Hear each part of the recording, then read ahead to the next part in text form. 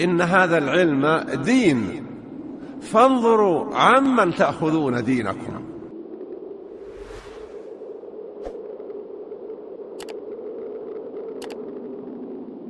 وهذه الكلمة العظيمة لا إله إلا الله معناها لا معبود بحق إلا الله. فالآلهة كثيرة التي تعبد من دون الله عز وجل.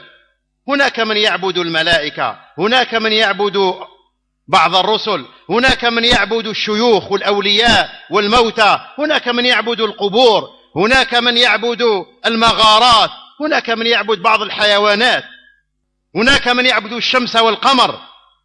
كل هذه الآلهة باطلة إلا الله، لا معبود بحق إلا الله. فكل الآلهة باطلة إلا الله تبارك وتعالى، كما قال سبحانه: ذلك بأن الله هو الحق وأن ما يدعون من دونه هو الباطل وأن الله هو العلي الكبير. فهذه الكلمة لها ركنان، وهما النفي والإثبات. فلا إله، نفي الألوهية عن جميع الآلهة إلا الله عز وجل.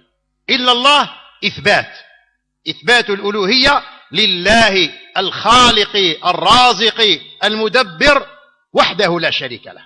فهما ركنا الشهادة، لا إله إلا الله.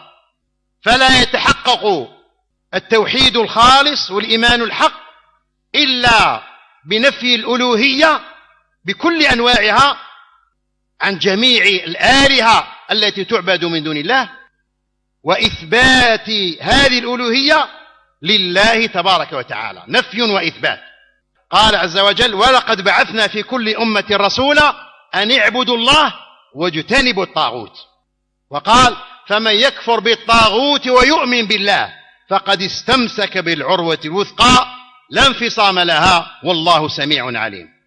فإذا حقق العبد هذه الكلمة صدقا وحقا ويقينا دون شك ولا اضطراب، فإنه يعبد ربه تبارك وتعالى وحده لا شريك له، ويتوكل عليه، ويصرف إليه كل أنواع العبادة من الدعاء والخوف والرجاء والذبح والصلاة والحج والركوع والسجود، فيعبد ربه وحده لا شريك له ويتوكل عليه.